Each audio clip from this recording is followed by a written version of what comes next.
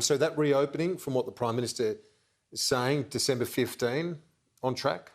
Yes, on track. All the signs are very, very positive. Obviously, National Cabinet will meet on Friday, but everything we're seeing from this new variant points to the fact that we should be able to progress on the 15th, which is wonderful news for Australia's tourism industry, wonderful news for universities, wonderful news for all those businesses looking for that workforce that's really going to help springboard us out of the pandemic. So, very good news. Well, you know, as Trade Minister, of course, very keenly, one of the biggest exports we have is international students using our university sector. Are you worried about the labour market scarring in that sector, having lost a lot of jobs during the pandemic? I think what we'll see is international students come back and the pace of them coming back, I think, will be quite significant. Everything that I'm hearing is that there's still strong demand there.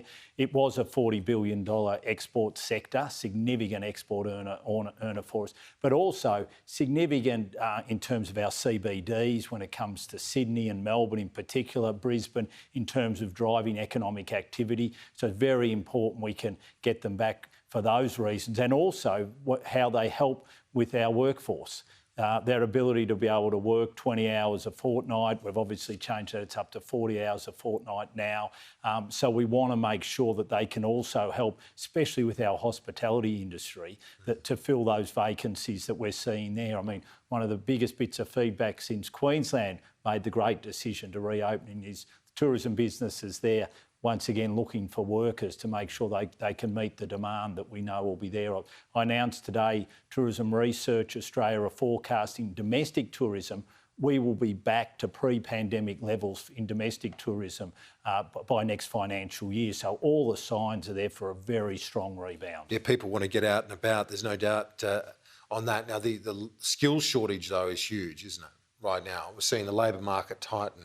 You talk to any business, I know you do, and I certainly have that feedback as well. They just can't get staff. And it's not just hospitality. We're talking skilled workers as well. This is a huge productivity question. It's a big challenge, but we have to remember, Kieran, really great challenge to have. We've been through a recession. Normally what you see at the end of recessions, especially in that youth unemployment segment, is it takes a long time for us to be able to drive unemployment down again. But we're going to have unemployment with a 4 in front of it. So we've met the challenge of making sure we've taken the workforce through, with us through the pandemic. But you're right, now the big challenge is to make sure that we can get the skills we need and the workers we need to really drive that growth out of the pandemic. And that's why opening up safely and making sure working holiday maker visa holders who will come back in next Wednesday on the 15th, international students, our ag visa workforce, that'll all help us deal with that challenge, as well as what we're seeing through our investments in apprenticeships. They're at record levels, and also the other skills training that's going on. With the diplomatic boycott of the Beijing Winter Games, do you expect some trade retaliation? Look, what we've taken is a decision that we won't be sending formal representation to the Winter Olympics, and as the PM outlined, there are a number of reasons why we won't be doing that. My hope is that what we will see is, in terms of our commercial relationship with China, is we'll see that continue, and my hope is over time we'll see some of those disputes that we're currently facing, that they will dissipate, because it's in China's interests and it's in Australia's interests. Did your officials in Beijing notify the authorities there that this was coming?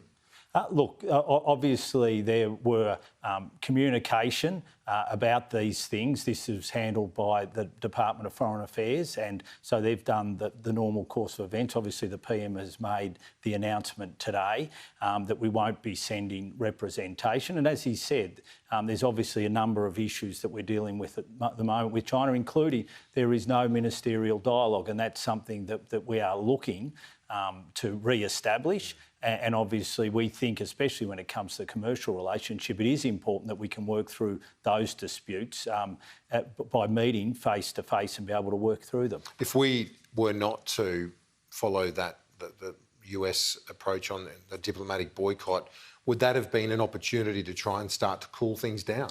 Look, I think consider that? I think what we've taken is I think just a common sense decision. Obviously, there are issues at the moment. There are a number of issues. There is no ministerial dialogue, and so we won't be sending representation. We continue to send a very strong message to China that we do want that ministerial dialogue, that we do want to work through these trade disputes. And if you look at something like coal, for instance, where we're not exporting coal to China at the moment, that has had a huge impact on electricity generation in China. And we've seen a strong demand for energy as a result coming out of China as they're looking to build up their own domestic demand and get resources elsewhere. But that wouldn't be necessary if they were still buying Australian coal. So we know that it's in their economic interests, the commercial relationship, as it's in ours. And that's why we want to sit down. Could you have extended an olive branch by not undertaking this boycott? Well, we continue to extend an olive branch, if that's how you want to describe it. We continue to say we want constructive engagement. We want to sit down and be able to work through these issues with them. So far, we haven't been able to do that, but we stand ready to do so. And the PM's been clear, I've been clear, that constructive engagement is something that we want and is something that we're looking for. Just as there's engagement with the US and China, Japan and China, we see no reason why we shouldn't be able to sit down and work through these issues. I spoke to a cyber expert earlier who said he would anticipate, after any diplomatic row that we've had with China, there's been a spike in cyber attacks and that sort of thing. Is that your expectation as well? Well, we hope that what we're going to see is constructive engagement when it comes to the Australia-Chinese relationship. That is what we're looking for. That's what we think is in the interests of both nations. And that's what, very much the strong position that we will continue to take. And that's the position that we've had very consistently right through the action that's been taken by China, the disputes that we've confronted with China. We've been very upfront about that. Best way to resolve them is to sit down and have dialogue, and that continues to be our position. This latest attack, end of November, on an energy company, what's your advice on that? My understanding is that there is no intelligence to suggest it was from China. What's your latest advice? So obviously, when it comes to these issues, these cyber intrusions, we investigate. We have our intelligence agencies. We have the Australian Cyber Security Centre look at these. I mean, it's a bit of a wake-up call for everyone here in Australia, that make sure that you've got your cyber security practices up to date, whether you're an individual or whether you're a business. Cyber warfare and cyber attacks are alive and well, and we've got to make sure we're putting all the protections we possibly can in place to mitigate against it.